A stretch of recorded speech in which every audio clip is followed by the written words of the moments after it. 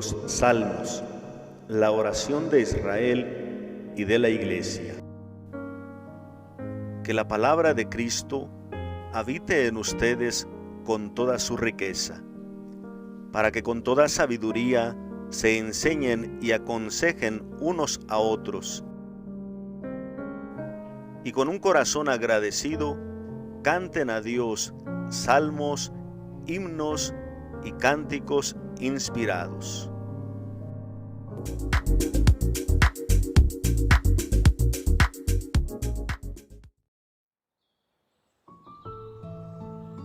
Salmo 73. Qué bueno es Dios, oh Israel, para los limpios de corazón. Pero yo a punto estuve de tropezar, mis piernas casi llegaron a vacilar, porque envidiaba a los perversos, viendo prosperar a los malvados.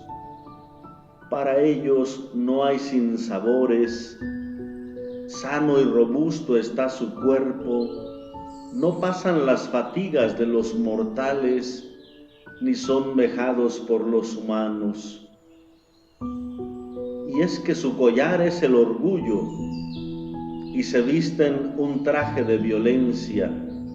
Sus ojos brillan de felicidad, de presunción desborda su corazón. Insultan, hablan con malicia, altivamente hablan de opresión. Su boca se eleva contra el cielo y su lengua se pasea por toda la tierra. Por eso mi pueblo va tras ellos y bebe copiosamente de sus aguas. Ellos dicen, ¿va a saberlo Dios? ¿Se va a enterar el Altísimo? Así son los malvados que despreocupados del Eterno aumentan sus riquezas. Entonces purifiqué en vano mi corazón y me lavé las manos como inocente. Aguanté afrentas todo el día y fui castigado cada mañana. Si hubiera hablado como ellos, habría traicionado el linaje de tus hijos. Meditaba yo para entenderlo, pero me resultaba muy difícil. Hasta que entré en el santuario de Dios y comprendí el destino de ellos. Es verdad, los pones en el resbaladero y los empujas a la ruina. Qué pronto se convierten en horror y acaban consumidos de espanto. Como un sueño al despertar, Señor, al despertarte desprecia su figura. Cuando mi corazón se amargaba, cuando me torturaba en mi interior, yo era un necio y un ignorante, era solo un animal ante ti. Pero yo siempre estaré contigo, me tomas de la mano derecha, me guías según tus planes y me llevas a un destino glorioso. ¿A quién tengo yo en el cielo? Contigo nada deseo en la tierra. Aunque se consumen mi carne y mi corazón, Dios es siempre el apoyo de mi corazón y mi herencia. Sí, los que se alejan de ti se pierden. Destruyes a los que te son infieles. Pero mi bien es estar junto a Dios, hacer de mi Dios el dueño, mi refugio, y contar todas tus acciones. Gloria al Padre, y al Hijo, y al Espíritu Santo, como era en el principio, ahora y siempre, por los siglos de los siglos. Amén. Composición del Salmo 73. Es un salmo de sabiduría, es una meditación sapiencial. Presenta el cuestionamiento interno del orante respecto de la suerte o lo que él alcanza a observar de la suerte de los malvados, incluso en comparación con la propia. El cuestionamiento sería, en pocas palabras, ¿por qué le va bien a los malvados? ¿Por qué prosperan los malvados? La justicia dice que aquel que hace el mal tiene que pagar, y aquel que hace el bien debe crecer, debe prosperar. Y parece que a los malos les va bien, y él que tiene que soportar tantas pruebas no le va muy bien. Ese es el cuestionamiento y la oración, la reflexión que hace al respecto. ¿Cómo podemos estructurar este Salmo 73? El verso 1 es como una pequeña introducción, un llamado de alguna manera a todo Israel. Y luego, quitando los versos 27 y 28, que serían como una parte conclusiva también, la parte central del Salmo podemos ver 4 partes, podemos verla dividida o estructurada en 4 partes. Los versos 2 al 12 presentan una descripción de la dicha de los malvados, la suerte que se observa a primera vista de los malvados. Por ejemplo, del 2 al 9 está una descripción de lo que ellos viven, cómo viven. El verso 10 es cómo influye ese estilo de vida en el pueblo.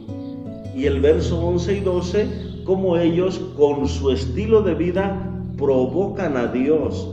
Pero toda esa parte del 12 al 12 es como mirar la suerte o la vida de los malvados. Ante esta se contrapone la suerte sufrida del justo o los sufrimientos del justo, que estarían entre los versos 13 al 16. Y con esa pregunta, ¿qué sentido tiene mantenerse limpio, mantenerse puro? ¿Qué sentido tiene si los malvados crecen? Y luego la tercera parte, que sería los versos 17 al 22, se cambia la situación. Ahora se presenta la suerte de los malvados. ¿Cómo terminan los malvados? Los versos 17 al 19 es como una parte sapiencial, reflexiva. Los versos 18 al 20 describe cómo les va a los malvados, la paga de los malvados. Y luego el 21 al 22, otra partecita sapiencial, reflexiva al mismo respecto. Pero todo eso, 17 al 22, la suerte de los malos, la suerte final. Los versos 23 al 26, ahora por el contrario, la dicha del justo, la bendición del justo. Y luego los versos 27 al 28, pues ya presentan una especie de conclusión de todo el Salmo, la enseñanza de todo el Salmo. Entonces, un salmo reflexivo, un salmo sapiencial. Comentario. La introducción en el verso 1. Qué bueno es Dios, oh Israel, para los limpios de corazón. Hay 2 lecturas posibles para este verso. Las podemos ver también en distintas traducciones. En algunas tiene: qué bueno es el Dios de Israel Qué bueno es el Dios de Israel para los justos, los limpios de corazón. Entonces se está identificando de alguna manera al Dios de Israel, que es bueno, que es justo para todos los limpios de corazón. Así como lo es para Israel, lo es para todos los que tienen limpio el corazón. Pero esta lectura, qué bueno es Dios, oh Israel, para los limpios de corazón, es una invitación directamente al pueblo de Israel, directamente a los israelitas, para contemplar la sabiduría, la grandeza, la justicia, la bondad de Dios. Es una bienaventuranza. Dichosos los limpios de corazón, porque recibirán la bendición de Dios, recibirán la bondad de Dios. Así podría expresarse este verso introductorio. Primera constatación o primera reflexión: la suerte de los malvados o la vida que llevan los malvados. Una descripción. Yo a punto estuve de tropezar, mis piernas casi llegaban a vacilar, porque envidiaba a los perversos, viendo prosperar a los malvados. ¿Cuál fue la tentación del orante? Lo que él llega a decir: casi resbalo, casi llego a caer, porque cometió el error de estarse fijando en cómo viven ellos. Míralos, cómo viven, cómo prosperan. Entonces él se puso a observar, envidiando, o sea, queriendo ser como ellos. ¿Por qué? Porque él los veía prosperar. Y aquí viene toda una descripción de ellos. Vean, para ellos no hay sinsabores. Sano y robusto está su cuerpo. No pasan las fatigas de los mortales. No son despreciados por los humanos. Es decir, parece que no pasan problemas. Tienen comida en abundancia, banquetean, mira cómo se divierten. Es decir, parece que no tienen los problemas de los humanos. Entonces, además de que parece que no tienen problemas, en verso 6, es que su collar es el orgullo y se visten un traje de violencia. Es decir, además de que tienen bienes materiales, los andan presumiendo delante de los demás, con sus casas, con sus carros, collares, pulseras, relojes, no sé, tanta cosa, gastar, fiesta, vino, etc. Orgullosamente andan delante de todos. Y si alguien les dice algo, la violencia. Se visten un traje de violencia. No les puede uno decir nada, porque con sus palabras, con su orgullo, con su violencia, se enfrentan a los demás. Verso 7. Sus ojos brillan de felicidad, de presunción desborda su corazón. Ojos, corazón, es siempre la intención. ¿Qué quiere decir? Que ellos tienen en mente, en el deseo, en su corazón siempre esa grandeza, el afán, el fanfarronear de todo eso, es su presunción. O sea, andan fanfarroneando, andan de orgullosos, presumiendo lo que tienen. Verso 8, insultan, hablan con malicia, altivamente hablan de opresión. Es decir, aquel que se les oponga, lo desaparecemos. Aquel que diga algo, la verá con nosotros. O sea, altivamente. y no se tientan en las palabras, insultan, hablan con malicia. Verso 9, su boca se eleva contra el cielo y su lengua se pasea por la tierra. Es decir, la manera de hablar es una provocación contra Dios.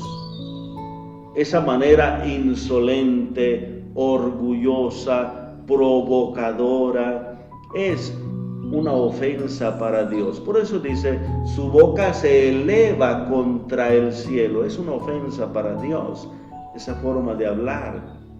Su lengua se pasea por la tierra, es decir, llega a todas partes, se esparce el chisme, la noticia, lo que ellos dicen, lo que ellos hacen, es decir, se extiende tanto.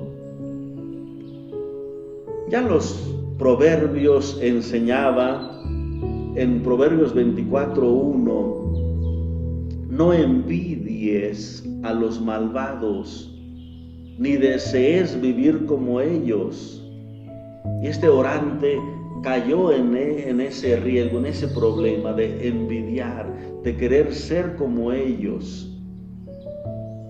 Job 21:23. Hay quien llega a la muerte lleno de vigor, del todo tranquilo y en paz. Es decir, aquel que está gordito, que está lleno, que come bien, que está lleno de salud, de vigor, que no se preocupa por las cosas que sean, también llegará a la muerte. También le llegará su día. No envidies esto. Job 15:27, porque iba engordando su cara y los muslos se le iban hinchando de gordura. Es decir, por todo lo que comía, etcétera, etcétera.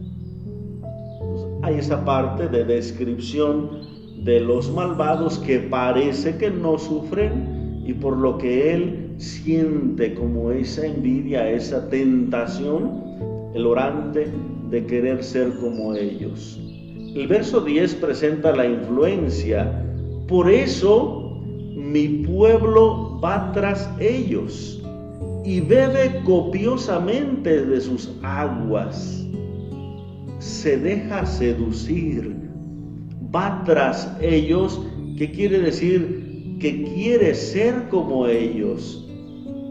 Aquí de alguna manera el orante como que trata, no sé si de justificarse, como decir, hay tanta gente que los sigue, hay tanta gente que quiere ser como ellos, como que para decir, pues a mí también me dieron ganas, a mí también me llegó esa tentación. Es decir, por eso mi pueblo va tras ellos, se deja seducir por esa forma atrayente de vida. Y bebe copiosamente de sus aguas, es decir, cree sus palabras, se deja iluminar o se deja, no sé, deslumbrar por eso que aparenta grandeza, gloria, poderío. Entonces se deja embaucar, elevar por todo eso. Versos 11 y 12. Esto resulta una provocación contra Dios. Ya de por sí, decía el orante, sus palabras se elevan contra el cielo y es una provocación. Pero en el verso 11 y 12, dicen ellos, los malvados, ¿va a saberlo Dios? ¿Se va a enterar el Altísimo? Es decir, esa provocación que ellos piensan que no sucederá nada. Podemos vivir así y no pasa nada. Dios está dormido, Dios no hace nada, Dios no toma en cuenta, Dios anda ocupado en otras cosas. Podemos hacer lo que queramos, no pasa nada. ¿Se va a enterar Dios, el Altísimo? Así son los malvados. El verso 12, la descripción general. Así son los malvados, que despreocupados del Eterno aumentan sus riquezas. O sea, no toman en cuenta si son justas o no son justas, si afecta o no a Dios, si ofende o no a Dios, si destruye o no el plan de Dios. Ellos aumentan sus riquezas, despreocupados de que eso pueda ser contra Dios. Esa forma de soberbia, de provocar a Dios, es muy constante en el libro de los Salmos y en otros textos sapienciales. Por ejemplo, el Salmo 10:11, Job 22:13, Eclesiástico 23:18, Isaías 29:15, Ezequiel 8:12, Ezequiel 9:9. Es decir, hay esa parte de el provocar a Dios con toda esta situación. Versos 13 al 16. Esa parte donde se presenta ahora el sufrimiento del justo. ¿Qué sentido tiene el esfuerzo? Entonces purifiqué en vano mi corazón y me lavé las manos como inocente. Aguanté afrentas todo el día y fui castigado cada mañana.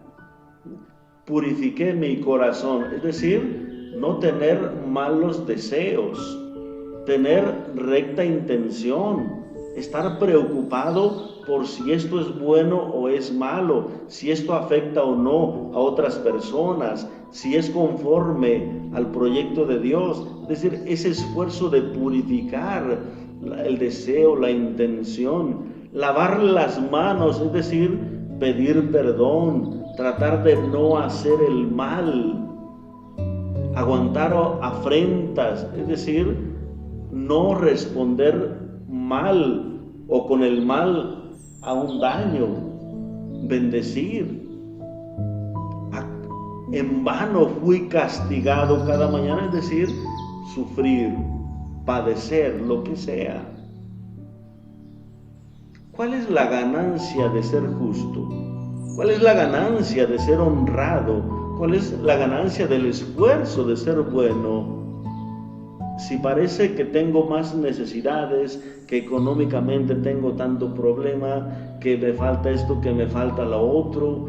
O sea, ¿dónde está la justicia de Dios y que a los malvados les permite seguir acumulando riquezas?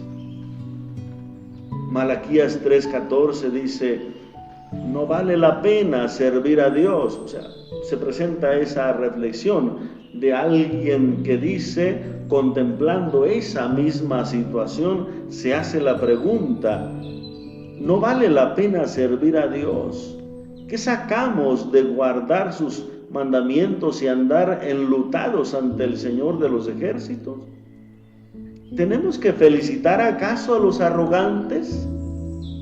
Los malvados prosperan, tientan a Dios impunemente, es decir, no reciben castigo, no les pasa nada.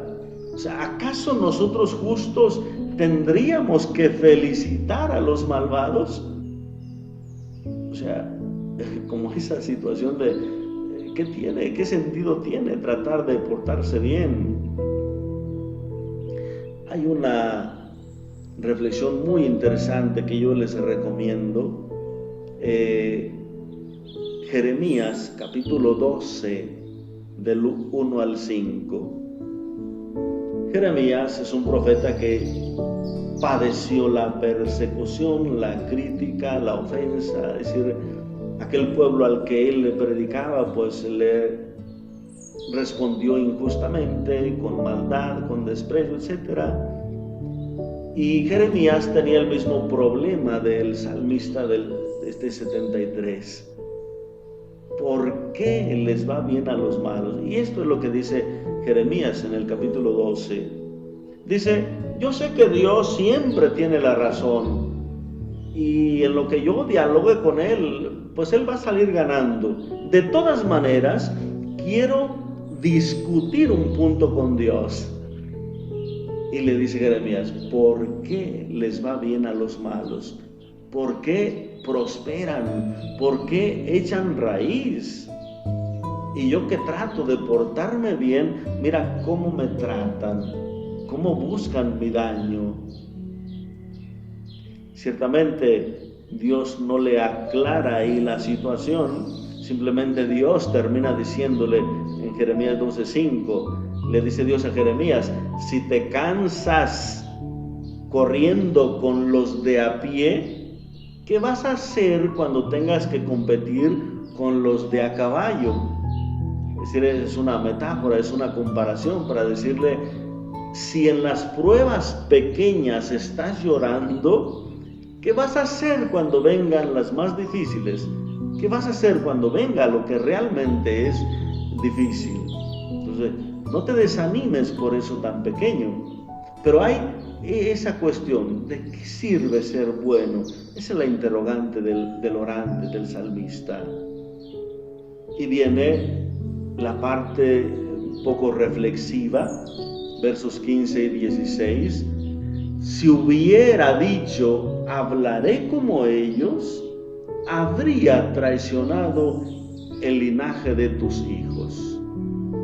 Meditaba yo para entenderlo, pero me resultaba muy difícil. Por primera vez aquí, el orante se dirige a Dios en segunda persona, linaje de tus hijos, dirigiéndose a Dios. El pueblo de Israel consideraba que ellos eran hijos de Dios siendo pueblo, no así como de manera individual cada quien. Al rey se le decía también hijo de Dios porque él de alguna manera representaba al pueblo, pero no una persona individual. Ellos consideraban hijos de Dios, linaje de Dios, pero como comunidad, como pueblo. Entonces él dice, si yo hubiera hablado como ellos, hubiera traicionado a tus hijos. Es decir, me hubiera tenido que pasar al grupo de los que se distancian de Dios. Dice, pero meditaba, pero me resultaba tan difícil, tan difícil. Eclesiastés 8:17. Por más que el hombre se fatigue buscando, no averiguará. Aunque el sabio procure saberlo, no lo entenderá. Es decir, hay cosas, dice, que superan la capacidad humana. Eclesiastés 7:23. Todo esto lo he examinado con método, pensando llegar a sabio, pero me quedé muy lejos. Lo que existe es remoto y muy oscuro. ¿Quién lo averiguará? Job 42:3. Hablé de grandezas que no entendía, de maravillas que superan mi comprensión. Es decir, desde la literatura sapiencial, dice, hay cosas que no comprendemos. Hay cosas que nos superan. Entonces, solo desde Dios se pueden entender esas cosas. Y aquí viene la tercera parte, donde ya se entra a entender todo desde la perspectiva de Dios. Verso 17 al 22, el sufrimiento de los malvados. 17. Hasta que entré en el santuario de Dios y comprendí el destino de ellos. Entré en el santuario de Dios, sea en el templo, o sea, comprender esas injusticias a partir de la rectitud del templo o del juicio que se hace en el templo, o a partir del proyecto de Dios presente en el templo, o también el santuario de Dios es lo más profundo del corazón, allá donde se escucha no la sabiduría humana, sino la sabiduría de Dios. O sea, comprenderlo no desde mi sabiduría, desde mi razón, sino desde el proyecto de Dios, o sea, allá en el santuario de Dios. Hasta que entré en ese santuario, pude comprender el destino de ellos. ¿Y cuál es? Verso 18. Los pones en el resbaladero y los empujas a la ruina. Por eso él estuvo a punto de dar un mal paso, casi también de irse al resbaladero. Verso 19. Que pronto se convierten en horror y acaban consumidos de espanto. Verso 20. Como un ensueño al despertar, Señor, al levantarte desprecias su figura. O sea, que pronto pasa aquella gloria, aquella grandeza, aquel orgullo del que presumían. Sabiduría 2:22 dice: no conocen los secretos de Dios, no esperan el premio de la virtud, se afanan por el premio de esta vida y no se afanan por el precio de la virtud, de la honestidad. O sea, no conocen el secreto de Dios. Salmo 37:35. Vi a un malvado que se jactaba, que prosperaba como cedro frondoso. Volví a pasar y ya no estaba. Lo busqué y ya no lo encontré. Es decir, un cedro que prosperaba. Volví a pasar, como decir, apenas fui regresando, ya no estaba. O sea, pronto se acaba esa grandeza, ese orgullo. Isaías 29:8. Como sueña el hambriento que come y se despierta con el estómago vacío, como sueña el sediento que bebe y se despierta con la garganta reseca, así será el tropel de los pueblos que combaten contra el monte Sión. O sea, necesidad. Su grandeza, su comer, su beber, su llenarse, es solamente como una imaginación, como un sueño, pero que en realidad no satisfizo su vida. Es decir, soñaron que tenían grandezas, pero se despertaron sin nada. Isaías 10:16. Por eso el Señor Todopoderoso meterá debilidad en su gordura y debajo del hígado le encenderá una fiebre como un fuego abrasador. Es decir, debajo de su gordura se convertirá en enfermedad. Jeremías 46:21. También sus mercenarios eran novillos cebados, pero huyen juntos sin parar, porque les llega el día funesto, la hora de rendir cuentas. También Santiago tiene una frase sapiencial en 5:5 al respecto. Ustedes llevaron en la tierra una vida de lujo y placeres. Han engordado y se acerca el día de la matanza. Es decir, una comparación casi como los marranos o las vacas que se engordan, pero es para llevarlos a la matanza. Pues así, los que solo piensan en engordar, pues van derechitos a la muerte, son para la matanza. De todas estas frases sapienciales son las que le ayudan al orante a entender toda esa soberbia, grandeza, orgullo de los poderosos, de los ricos, de los que acumulan y sobre todo que ganan todo esto con injusticia. Es efímero, como un sueño, se disipa, se disuelve. Eso no tiene consistencia, es solamente como un sueño, pero no fue real. Parte sapiencial en los versos 21-22, cuando mi corazón se amargaba, cuando me torturaba en mi interior, es decir, cuando yo deseaba ser como ellos, cuando yo sentía la tentación, el querer tener riquezas, el querer evadir problemas, no hacer esfuerzo, no ganarse las cosas con trabajo, querer las cosas fáciles, el querer todo este beneficio material, dice él, yo era un necio y un ignorante. Era como un animal ante ti. Es decir, un caballo, una vaca, una mula, un puerco que solo tienen ojos para la comida, sin razonar, sin levantar los ojos al cielo, sabiendo que de allá les viene el alimento. Solo comer, comer, comer. Era un animal ante ti, o sea, sin razonar, sin pensar, dejándome llevar por la necedad, por la ignorancia. Versos 23 al 26, la dicha del justo.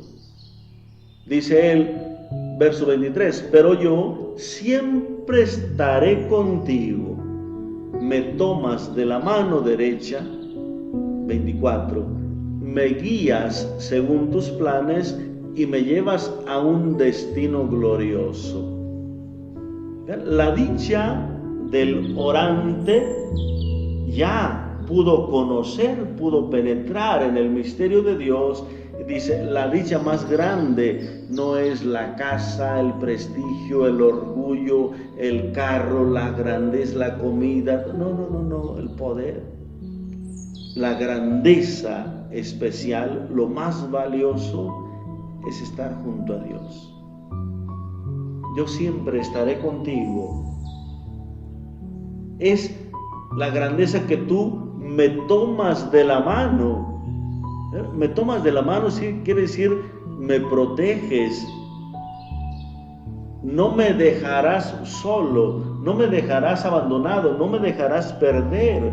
Me tomas de la mano, me guías según tus planes. Es decir, me das luz, me das sabiduría, me haces comprender lo que tú quieres, me conduces, me guías. Y me llevas a un destino glorioso. Es decir, probablemente haya ya aquí alguna alusión quizá a la vida eterna, un destino glorioso, o también simplemente el destino glorioso es disfrutar de la presencia de Dios, de ser estirpe, hijo de Dios, que de tener riquezas. Disfrutar más el estar junto a Dios en su templo, en sus mandamientos, en su obra, que disfrutar de bienes materiales. Esa es la grandeza. Me conduces, me llevas a este destino glorioso. Me ofreces lo que da más gloria realmente. Porque todo eso material se suma, se acaba. Y muchas veces es fuente de tanto problema, de tanta preocupación. 25. ¿A quién tengo yo en el cielo? Contigo nada deseo en la tierra. ¿Ya? Ratificando el valor absoluto que tiene el estar con Dios, el tenerlo a Dios como máximo bien. El que tiene a Dios, nada le falta. Verso 26, aunque se consumen mi carne y mi corazón, aunque siga teniendo problemas, dificultades, angustias, preocupaciones, incomprensiones, aunque siga experimentando todo eso, Dios es siempre el apoyo de mi corazón y mi herencia. Dios es protección, Dios es guía, Dios es bendición. Que Dios nos conduce, nos guía, es también una frase muy común en los salmos. Salmo 23:3, acuérdense, el Señor es mi pastor, Él me conduce. Salmo 31:4, Salmo 61:3, es Dios el que nos va guiando por sus caminos. Salmo 16:2 dice, Yo digo al Señor, tú eres mi dueño, tú eres mi bien, nada es comparable para ti. Probablemente este Salmo 16 es compuesto por un levita, aquel que no le tocó tierra en herencia, pero el levita decía, mi herencia es el Señor, me ha tocado un lote, una parcela hermosa, me encanta mi heredad. Tener al Señor, que Él sea mi premio, mi paga, mi bendición, mi bien. Así dice este salmista también. Si yo tengo a Dios en el cielo, ¿qué deseo en la tierra? Es decir, por más bienes que pueda tener aquí, es mucho más valioso ese bien de estar con Dios. Conclusión, verso 27-28. Sí, los que se alejan de ti se pierden, destruyes a los que te son infieles, pero mi bien es estar junto a Dios, hacer de mi dueño el Señor, mi refugio, y contar todas tus acciones. Es un resumen de esa parte sapiencial. A los que te son infieles, los pierden, se pierden, ¿cierto? La suerte final de los malvados. Pero para mí, que busco estar junto a Dios, Él me protege, Él es mi dueño, Él es mi refugio. Y por lo tanto yo le doy gracias, lo alabo, cuento sus acciones, cuento sus maravillas, le doy gloria. Queridos hermanos, este salmo nos ayuda a nosotros a meditar también en tantas situaciones semejantes que vivimos. ¿Cuántas veces nos ha llegado esa misma inquietud? La incomprensión de este mundo. ¿Por qué el crecimiento del mal? ¿Por qué se permite tanta injusticia, tanta situación? ¿Por qué no se puede hacer que triunfe el bien, la justicia, la paz? ¿Por qué tanta dificultad? ¿Podemos nosotros cuestionar a Dios? No podemos culpar a Dios y decirle, es que Dios así lo deja, es que Dios porque no hace, es que Dios... No. Más bien hay que aprender a reflexionar. Y algo importante, no envidiar la vida de los malvados. Andan siempre cerca de la muerte, andan siempre en peligro. Y estos bienes de los que parece que disfrutan no les duran. Es decir, no es una vida, no tienen paz, no tienen esa gracia de decir estoy con Dios, Dios es mi dueño, Dios me protege, Dios me cuida. Qué alegría estar en paz, estar con Dios. No pueden ellos experimentar esta gracia, esta bendición. Entonces hay que pedirle al Señor esa gracia de no sentir esa envidia. Él es nuestro Padre, no nos faltará nada. Filipenses 3, del 7 al 9, Pablo nos va a recordar lo que para mí era ganancia, lo consideré por Cristo una pérdida. Más aún, todo lo considero yo pérdida comparado con el superior conocimiento de Cristo Jesús mi Señor, por el cual doy todo lo que tenía lo considero perdido y lo considero basura con tal de ganar a Cristo y estar unido a Él. Ciertamente Pablo podría haber hablado de prácticas religiosas de la antigua alianza, pero nosotros podemos pensar en todos los bienes de esta tierra. Todo es pérdida, es decir, sin valor absoluto, porque solo en Cristo, estar con Él, estar junto a Él, esa es la ganancia, la bendición real. Santa Teresa decía, Dichoso el corazón enamorado que en solo Dios ha puesto el pensamiento. Por Él renuncia a todo lo creado y en Él halla su gloria y su contento. Aún de sí mismo vive descuidado, porque en su Dios está todo su intento. Y así, alegre pasa y muy gozoso las ondas de este mar tempestuoso. Es decir, pasa las dificultades de esta vida tranquilo, en paz, porque Dios es su alegría, Dios es su contento, en Él está su pensamiento. Nos pueden faltar muchas cosas, podemos tener tantas carencias, pero que nunca nos falte la paz, que nunca nos falte Dios, que nunca perdamos la amistad, la comunión con Dios. Queridos hermanos, que Dios les bendiga abundantemente, en el nombre del Padre, y del Hijo, y del Espíritu Santo. Amén. Si te gustó este video, dale like, suscríbete y activa la campana.